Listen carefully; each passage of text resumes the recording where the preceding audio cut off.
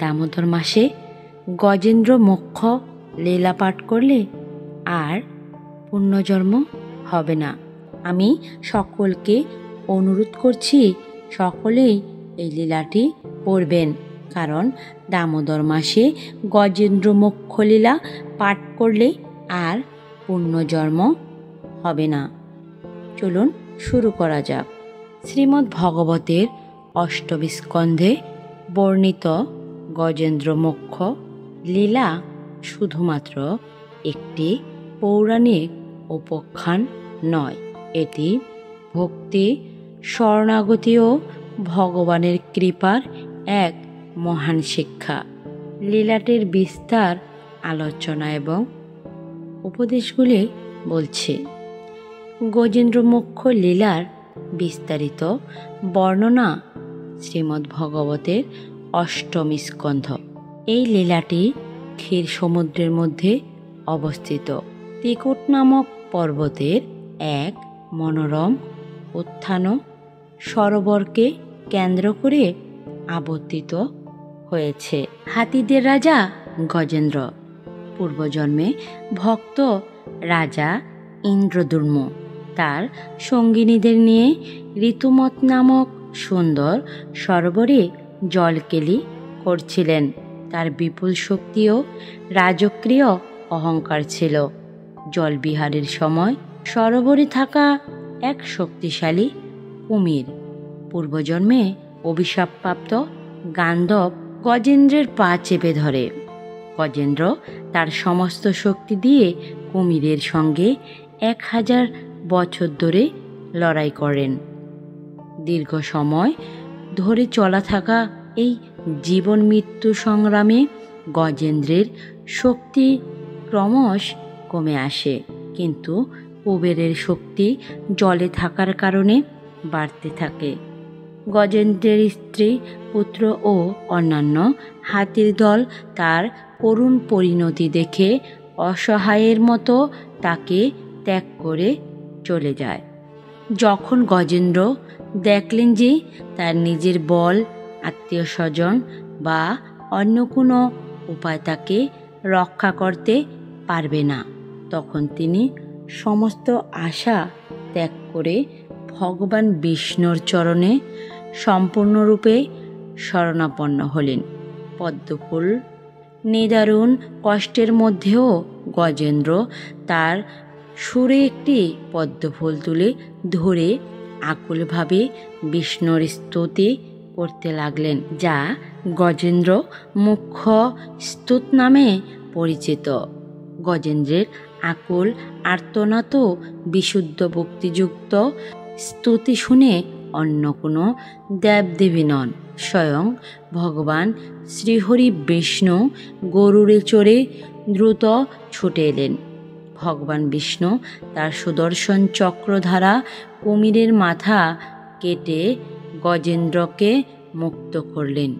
কুমিরও অভিশাপ মুক্ত হয়ে গান্ধব রূপে মুক্তি লাভ করে। গজেন্দ্রও ভগবত কৃপায় মুক্তি লাভ করে ভগবানের পার্ষদ হলেন। গজেন্দ্র মোক্ষ লীলার উপদেশ সংগ্রহ। এই লীলাটি আমাদের জীবনের বহু গুরুত্বপূর্ণ আধ্যাত্মিক সত্যের দিকে ইঙ্গিত দেয়। একমাত্র ভগবানের শরণাগতি শেষ আশ্রয়। গজেন্দ্র প্রথমে নিজের শক্তি, তারপর আত্মীয় স্বজনদের সাহায্যের উপর নির্ভর করেছিল, কিন্তু কেউই তাকে রক্ষা করতে পারেনি। জীবন মৃত্যুরূপী কুমিরের কবল থেকে রক্ষা পেতে হলে আমাদের জাগতিক শক্তি, সম্পদ বা প্রিয়জনদের উপর নির্ভর না করে একমাত্র ভগবানের চরণে সম্পূর্ণরূপে শরণাপন্ন হতে হবে। তিনিই পরম রক্ষক। গজেন্দ্রের পূর্বজন্মের অহংকারই তার হাতি জন্ম এবং কুমিরের হাতে পড়ার কারণ ছিল। জাগতিক ভোগ, বিলাস ও মিথ্যা অহংকার জীবনের দুঃখের কারণ। এই জগতের সমস্ত সুখ ক্ষণস্থায়ী। 3. ভগবানের নাম ও স্তুতির মহিমা। সমস্ত উপায় ব্যর্থ হওয়ার পর গজেন্দ্র আকুল হৃদয়ে ভগবানের স্তুতি করে তাকে স্মরণ করছিলেন। এই স্তুতিটি ছিল নিছক বাঁচার জন্য প্রার্থনা নয়, বরং পরমাত্মার স্বরূপ উপলব্ধির প্রার্থনা। ভগবানের নামও গুণকীর্তন স্তুতি এমন এক শক্তি যা চরম সংকটের মুহূর্তেও পরমাত্মার সঙ্গে সংযোগ স্থাপন করে এবং মুক্তি এনে দিতে পারে। 4. কালের প্রভাবও মুক্তি। কুমির ছিল কালের প্রতীক। 1000 বছরের যুদ্ধ আমাদের এই জাগতিক দুঃখময় জীবনের দীর্ঘ সংগ্রামের প্রতীক। কাল বা মৃত্যু সবসময় আমাদের তাড়া করে ফিরছে। এই জন্ম মৃত্যুর চক্র থেকে একমাত্র ভগবানই রক্ষা করতে পারেন।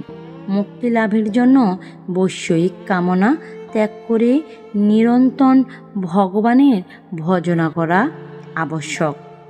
5. ভগবানের করুণা।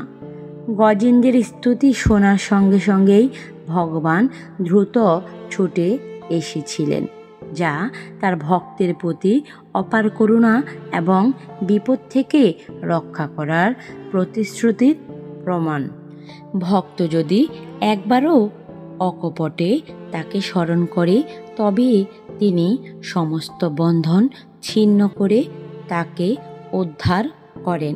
এই লীলাটি আমাদের শেখায় যে মানুষ বা অন্য যে কোনো যোনিতে জন্ম নিলেও সৎসঙ্গ, ভক্তি ও বিনয়ীভাবে ভগবানের শরণাগত হলেই ভববন্ধন থেকে মুক্তি লাভ করা যায়।